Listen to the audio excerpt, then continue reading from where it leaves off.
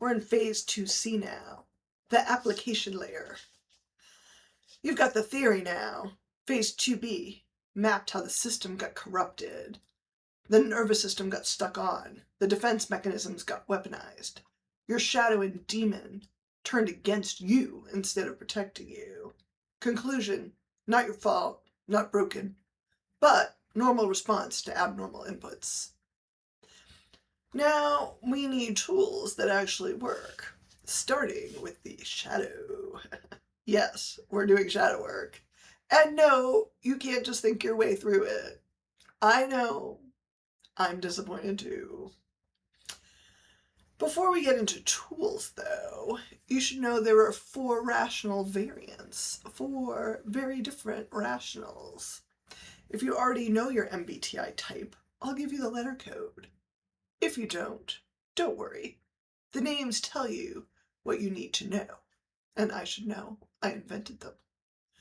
And each one of you, of the 4 variants, will resist this work differently. So, the first variant we'll call Mastermind, or the ENTP. The ENTP, or Mastermind, will try to debate their unconscious into submission, and it doesn't negotiate. Number 2 is the Chess Master, or INTJ. The INTJ Chess Master has already created a 12-step strategic plan for shadow integration that conveniently avoids feeling anything. Number 3 is the Inventor, or the INTP. And the Inventor INTP will build such elegant theoretical models of their shadow that they never have to actually experience them. And the Chief, the last, the ENTJ. The Chief, ENTJ, will try to delegate their shadow work to somebody else, or manage it as a quarterly objective. More on these 4 in a later episode. For now, note which one got you defensive. That's your type. And if you like this rational playlist, you're probably rational. If it doesn't click, check out some other ones. So if you got defensive hearing one of those 4, that defensiveness is exactly why we need tools that bypass your brilliant and analytical mind. So here's the interesting part. The shadow, the unconscious, it doesn't use verbal language. It's right hemisphere processing, symbols, images, music, numbers. It's pattern recognition without words. You want a README file. Your unconscious sent you a jazz solo with jazz hands. The unconscious has been trying to communicate with you your whole life. You've just been ignoring the channel because it's not in a format you recognize. You want documentation. The unconscious doesn't do documentation. It does weird dreams about your teeth falling out. So, we need methods that access nonverbal processing, bypass the analytical left brain entirely. Let the pattern emerge before we try and categorize it with language. And yes, this will be uncomfortable, but we're doing it anyway. So dreams. Your unconscious runs a nightly data dump. Most people ignore them, but that's a mistake. Keep a notebook by the bed. Capture immediately on waking, before the verbal mind reorganizes everything into a narrative. Don't interpret it yet. Write down the raw data only. But note 2 things. Your stress level that day, and the emotion of the dream. Not the plot, that feeling. Stress dreams stand out in this civilization of a lot of stress. You know the ones. In school, naked, that's loss of control. Teeth falling out, anxiety about how you're perceived. And track this over time. With a spreadsheet if you want. Stress level plus dream theme. The pattern becomes obvious. Recurring symbols emerge. Same images, same emotions, same unresolved questions. That's what your unconscious is processing.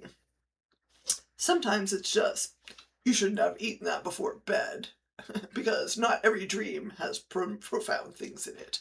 but try and capture it anyway, and let the pattern emerge. So Jung used tarot cards to see which symbols patients found intriguing. Actual Jungian analysts still use them for the symbols, not for divination or telling the future or fortune teller stuff. It's about symbol interpretation. The images are archetypal. They trigger associations in your unconscious that bypass your verbal filtering. Just say you have them, or somebody around you does. Pull a card, notice your reaction.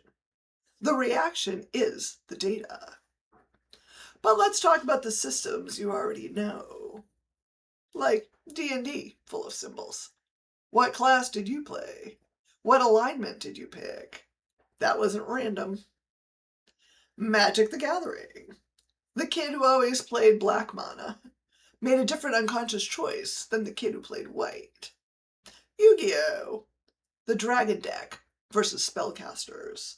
Different archetypal energy. Pokemon. Gotta catch them all. Which ones did you collect? Which ones did you love? Those choices were your unconscious selecting symbols that resonated with something inside of you. Same mechanisms, whether it's tarot or a box of your Pokemon cards from 2003. All symbols. Yeah, Susan's telling the Rationals that their Yu-Gi-Oh phase was shadow work. It kind of was, though. Think of it as running diagnostics through a different port. The data is valid even if the interface is weird. If your reaction to all this is stupid, congratulations, you found a defense mechanism. Also data. Active imagination. Jung's own method. He documented his conversation with his imagination and interactions in the Red Book. Actual dialogues he had with his unconscious figures. Published posthumously. It's worth looking at. And he was an inventor. He's irrational. And this is not daydreaming, it's a structured dialogue with unconscious content. Take a recurring dream image, a persistent feeling. Whatever keeps showing up uninvited, engage it directly, give it a voice, ask it questions. There's a magic practitioner, a teacher named Liam Christopher on YouTube, and he teaches, and he's an inventor, I believe, too, irrational. But he has this very interesting way of seeing things and patterns and putting them together. So he has solid esoteric content and symbology, and you don't have to practice ritual magic to use his framework. He talks about demons in your unconscious, which are really the shadow and demon unconscious I talked about. And he said, ask these unconscious demons a few questions. First, ask it, what do you want? Second, ask, what do you really need? And third, how will you feel when you get that need met? You're creating conditions for repressed content to express itself without the ego immediately suppressing it. Now, entry points. What did you fight with your siblings about? What drives you crazy about your partner or spouse? That coworker you can't stand? What specifically about them drives you up the wall? Let me guess by type. The mastermind gets furious when people won't consider other possibilities. The chess master can't stand when disorganized people don't plan ahead. The inventor loses it when people's logic is wrong and they make bad decisions to boot. The chief goes nuts when people are inefficient and make stupid decisions that ruin their future. The thing you find most annoying in other people, that's probably the thing you can't look at in yourself. I know, it's annoying. The system is elegant yet inconvenient. Let's look at creative expression. Your unconscious also speaks through what you create. The mandalas, Jung drew them daily during his psychological crisis that he wrote about in the Red Book. They're circular, they have patterns, they're emergent, they're unplanned. The patterns that appear will tell you something. And if you think, I can't draw, Get a mandala coloring book and some markers. The art of choosing colors, seeing patterns that emerge. That still accesses the unconscious. Plus, it's surprisingly calming to color. It gets the parasympathetic system online. Even idle doodling contains data. What do you draw when you're not thinking? I used to draw spirals and infinity signs all over my notebooks in high school. I had no idea why. If you ever liked Battlestar Galactica, Starbuck, I'm talking the series from the 2000s, doodled all the time. She also heard music. So, I did the spirals and infinity signs, and now I'm building a framework about consciousness, integration, and infinite patterns. My unconscious was leaving breadcrumbs decades before I knew how to read them. Musicians hear recurring melodic fragments. They might be messages, the leitmotifs. The unconscious uses whatever channel is available. Your unconscious is smarter than you and your left hemisphere. I know you don't like hearing that, but it's still true. Here's the practical issue. Psychoanalysis works, but there aren't enough analysts, and it takes years, and it's expensive, and insurance won't cover it.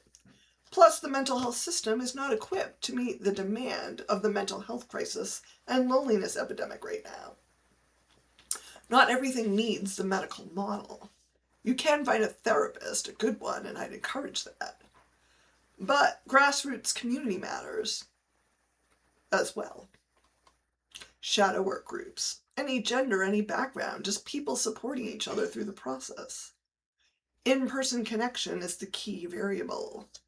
The doom scrolling. That's using your pattern recognition on the wrong input stream. And by the way, the people who built those apps, they're rationals too. They know how your brain works. They engineered it to be addictive. Pattern reward, pattern reward. Like tossing M&Ms in your mouth. Your brain wants patterns, and they build a slot machine for it. Ding, ding, ding, ding, ding. You're better than that. Give it something real to work on, something important.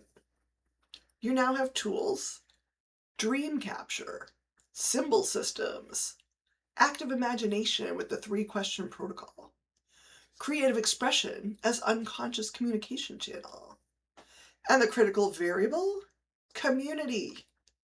Other people doing this work alongside you. Next episode, where to point those tools, because your shadow isn't random. It's predictable. And I'll show you where exactly it hides for each of those 4 types. I'll see you there. And yes, the Yu-Gi-Oh thing counts.